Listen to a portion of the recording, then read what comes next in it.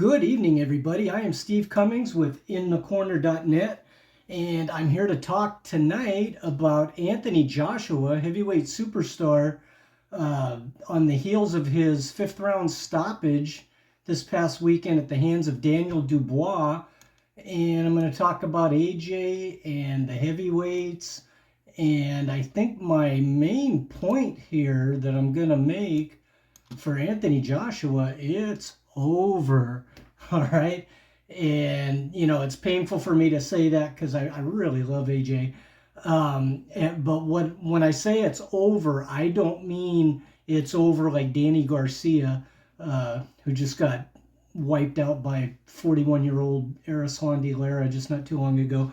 I'm talking about, you think back to the unbeaten phenom, just huge specimen of a guy, speed, power, everything, undefeated, climbing up the ranks. Where's it going to go? How great is this guy going to be? And we've got our answer, I believe, at this point. We have, we know what Anthony Joshua achieved. And that isn't to say his career is not over. He's talking about he's going to fight again, and I'm sure he is, and I think he should. If only for the money he can make, because he's got that kind of a profile. But there's better reasons for it, and I think he'll do it. I don't think he wants to go out like he did this past weekend. And, he's going to beat top guys. He can beat, most of the top 10 or a few of them. That's up for debate now. He's 34 years old, so maybe he can't, but we could go through that as well. And there's plenty of belts out there for everybody. I'm sure he's gonna get another belt before he goes, unless he just has one or two comeback fights and bails out. But again, Anthony Joshua, 34 years old, he's 28-4 now, and his loss to Dubois was, that was pretty definitive. Dubois pretty much took care of his business there. Came at him, was matched him for strength, took AJ's power, and it right when it looked like AJ got the home run punch in there and Dubois wobbled across the ring, Dubois just keeps firing those heavy shots, and it's the right hand that got in and put AJ down and to where he couldn't come up. Joshua was down 4 times in that fight, and he's been down before and come back to win, and it seemed like passing of the torch, I guess you might want to say. But Daniel Dubois, with this 21-2 record, he does not have the profile that Joshua has. But again, as I'm saying over and over again, that Joshua's arc, it reached its zenith, and now we're going the other way, and we're going to see what he can salvage, as an aging fighter. What has he got left? Is he going to become a gatekeeper? I don't know. That doesn't seem right, but I got his box rack in front of me right here, and he has lost 3 of his last 7 fights. And okay, who were those 4 wins? Jermaine Franklin Jr., Robert Helenius, Otto Wallin, and Francis Ngannou. So those are his 4 wins. So let's back it up a little bit. He has actually lost 4 of his last 10, and the wins in between were, if you go back to his first Usyk loss, prior to that he beat Pulev, and he knocked him out in 9 rounds. And then before that, he won the rematch against Andy Ruiz, which was a decision and one-sided. And then before that, of course, was the loss to Ruiz. So the last 10 fights, not looking so good for AJ. Was that 6-4? And he got stopped twice. You look at the Usyk fights, and he lost a close one the first go round, and then the second go round I thought he looked better, but the Usyk closed the show pretty good those last couple of rounds, and the scores pretty much ended up the same.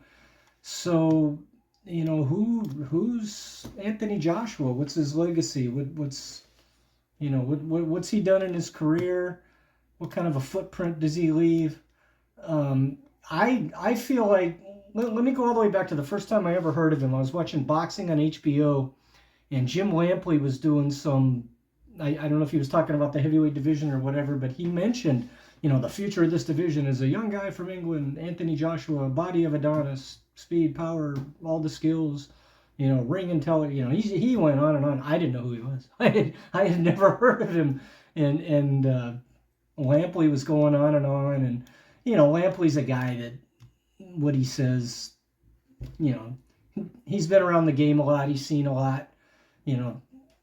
I can't say he doesn't know what he's talking about, but some of his opinion stuff I just don't really pay a whole lot of attention to. So, who is this Anthony Joshua guy? And I don't know where we were along the way. He was undefeated, of course, but Anthony Joshua, his early fights starting in 2013, Emmanuel Leo, he knocked out the first, I don't know how many of these.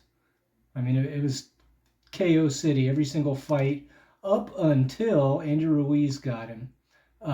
He had a unanimous decision win over Joseph Parker in 2018. And other than that, all of these are TKOs or, knockouts. He stopped everybody. And it's Emmanuel Leo, Paul Butlin, a bunch of names that I don't even know who they are. Hector Avila, Matt Legg. Matt Skelton was 28-8 when AJ fought him, and AJ knocked him out in the second round. He's stepping up the competition. About 10 fights in, he fights Michael Sprott, who's 42-22, and AJ knocked him out in the first round. So he's fighting guys with more experience, and he seems to be like overwhelming them. And then he gets up to where he gets into the title picture. He beat Gary Cornish in 2015 with a first round knockout, and he won the Commonwealth Boxing Council heavy belt, which was vacant. And then I think he already had this other one, the WBC International Heavy. He already had that, and he won at the fight before against Kevin Johnson. And I know almost nothing about those guys. But then in 2015, he fought Dillian White. Stopped Dillian White, who was 16-0, stopped him in the 7th round, and he's got the BBBFC British heavyweight, I mean, he's adding these belts. And then came Charles Martin in 2016, and this is for the IBF title, and he knocks out Charles Martin in the 2nd round. And so that's Anthony Joshua's, gaining a world title. He defends it a couple months later against Dominic Brazil with a 7th round knockout. And then he fights Eric Molina, and he knocks him out in the 3rd round. And then he takes on 41-year-old Vlad Klitschko. And I watched this fight, this 2017 fight. I watched this last night. Watched the whole thing. Barely remember watching it when it happened. But it was Vlad's last fight, and he was 41, but as you know, he was in exquisite condition. He was just great physical shape, and he was able to bounce, and he had stamina all throughout. And these guys, you watch this fight, you watch Joshua the way you've seen him lately, and then you watch this fight from 2017, and he's the boss in there. Anthony Joshua is coming at this. This guy with great power, and he's coming at him, and he's pressing the action, and he's firing. And when Vlad fires back, they exchange. Anthony Joshua throwing punches. They're throwing big shots at close range. A lot of the fight was at long range, but then when they got in close range, there they go. And the first 4 rounds was like, ooh, these are scary shots. Either one could really, rock the other guy. But a lot of the big shots didn't land, and there's a lot of probing and all that. And then here we go, round 5. AJ knocks Klitschko down, and he gets him down. And it was early in the round, and AJ went in for the kill, and he's the young lion, and we got the 41-year-old guy, and he's wobbled and he's hurt, and Klitschko comes back, and by the end of the round, uh, Joshua's in trouble, and he's gassed, and it's all he can do to get to his corner. And I would not have gone 10-9 on that round, but if somebody did, I wouldn't think it was insane. I don't think it was right. I think the knockdown counts for a lot, and AJ did make it to the bell. Round 6 comes out, and Joshua looks pretty good, and then Klitschko just clocks him and puts him on the floor. And now the whole fight was like, oh my goodness, just 3 minutes ago we thought Joshua was going to dispatch this guy and move on with his, building his legacy. And now he's in serious trouble. And he survived. He made it. And then this fight continued to be hotly contested all the way to the 11th round, where Joshua stopped Klitschko, got him in the 11th. But along the way, two things. That on the one hand, Joshua was breathing heavy, and you could see the wear of this pitched battle. You could see it on him. At the same time, he never stopped. He kept coming. He kept firing. More aggressive than what we've seen recently. And I wonder, the knockdown of Klitschko in the 5th, where he's on the brink of victory, and then he got himself in serious trouble, and I just wonder if maybe that affected him the rest of the way, to where he thought, ooh, I don't want to just spend all my energy at any time, so there was that, just a wild battle with 41-year-old Vladimir Klitschko, and his legacy's pretty good. He had 64 wins, and he was susceptible to the big knockout blow, but he was at the top of the division for many years, along with his brother. So I guess good win for Joshua. It seems like it, And so then he moves on, and he fights Carlos Takam, stops him in 10. He gets a unanimous decision over Joseph Parker, and those are wide scores in 2018. And so what Joseph Parker's up to these days, so that's a pretty good win. And he was 24-0 at the time.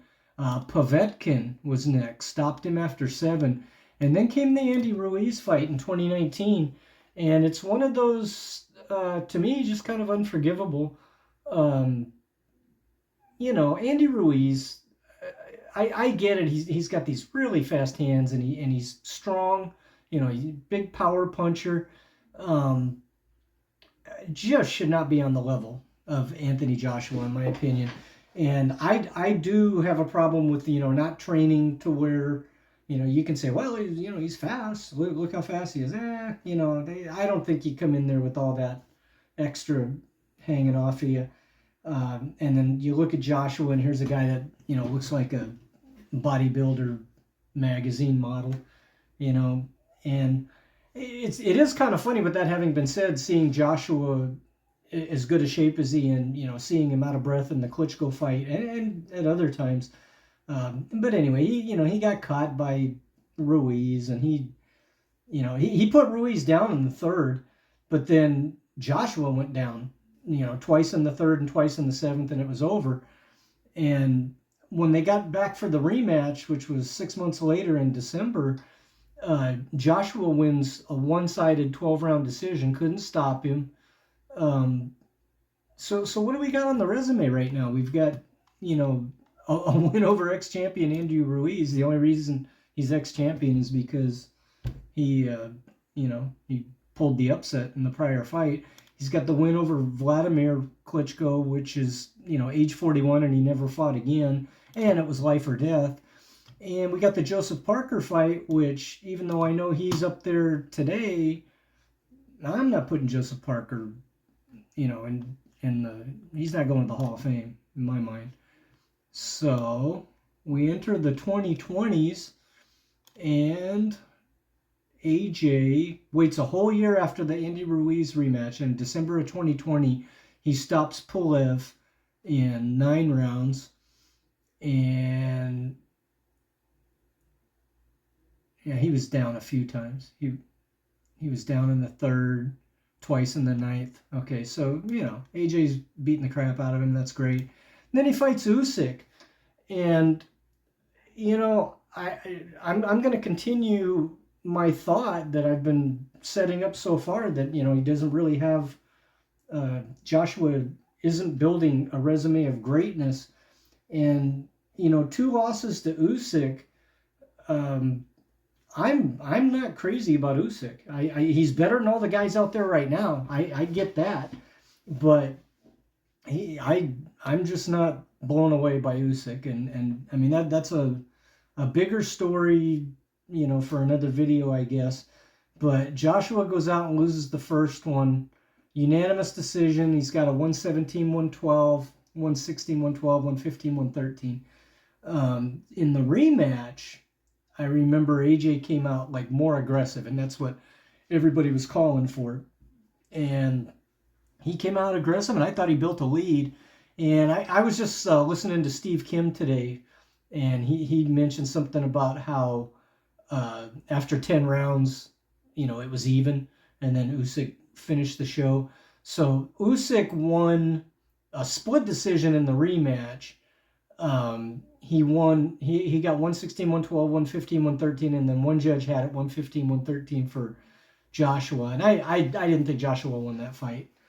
Okay, so now it's 2022, and he's got 3 losses. I mean, what's his big win? What's his great win on the resume here? Where's his Holyfield beating Tyson? Where's George Foreman knocking out Moore? I mean, I don't see Roberto Duran beating Leonard. I don't see that here. Hagler beating Hearns. So forward we go, and we're in the tough times now. He wins those 4 fights that I mentioned. The Jermaine Franklin fight in 2023, the next fight after the Usyk rematch, he wins a unanimous decision. Has to go all the way there. Then Helenius, he knocks him out in the 7th, and Helenius, he acquitted himself well, and somewhere along the line, but I mean he was there to be had. Otto Wallen, that was a pretty good stoppage to beat Otto Wallen 5 rounds, 2023, December of last year. And then he stays busy, fights Ngannou, who's 0-1, knocks him out in the 2nd round, and then he fights Dubois and gets his clock clean. So is that a Hall of Fame resume? I mean, he's going in the Hall of Fame, there's no doubt. Is that all-time legend resume? I mean, I just don't see it. And I mean, if he would have beat Usyk once or both times, sure, that's significantly better than losing them both. But I just, I think Usyk, the heavyweights right now, it's not great. I think everywhere you look recently, the last 5-7 years, whatever, it's flawed all over the place. Deontay Wilder had his 10 defenses, I guess. And then he runs into Fury, and I think he lost all 3 to Fury. But the first one was a draw, I believe. All right, whatever. But Wilder, I mean, there's a guy that so many of his wins, he's down on the cards big, and then Fury, Fury wins his title in just a totally lackluster fight, and then he gets in there with Wilder. He has that. The first one goes the way it goes, and then the second one he comes in and he says, "I'm on this guy," because Wilder can't, he's not gonna be able to take it, because Wilder as a fighter, I mean, everything about him is not, he's got the right hand of death, and other than that, and he proved down the road that he could take punches really, really well. Other than that, his style and everything is just not great at all. So then you got Fury, and then Fury and Usyk, that's a close fight. Usyk wins that one. Does that stamp his greatness? Why? Because he beat Fury? Because Fury beat Wilder? I stack all the dominoes up, and I can't get to, uh, you know, in the 70s, Ali, Frazier, Foreman. I mean, those guys mopped the floor with these guys. And I get it that these guys are way bigger. Um, some of them. These guys are like 250 to 260, and, Ali was like, I don't know, like 225 in his day, and Frazier was a short guy. And, I don't know how you account for that. I'm talking about, I guess, pound for pound. Um, you know, like Frazier would knock all these guys out, in my opinion. And if anybody disputes that, I'd love to go over that. And I don't, you can't really put people from different eras, because, Rocky Marciano was like 190 at the most, So how would he do against 250-pound Lennox Lewis? Lennox Lewis was like 248 in shape, cut. So, how do you match those guys up? I don't know. But I mean, I see the greatness with those early 70s guys. I think Ken Norton does great in this era. I think Lennox Lewis, Riddick Bowe, those guys, maybe even Michael Moore, they do great against these guys. And Larry Holmes, Larry Holmes' big problem was he got floored, by, he had that problem where the bad news is he's susceptible to a big punch that's going to put him down in a heap. The good news is he recovers better probably than anybody in history. So Larry Holmes against all these names I've named, Dubois, Joseph Parker, Zhang, all those guys, I'd take Larry Holmes against all of them. And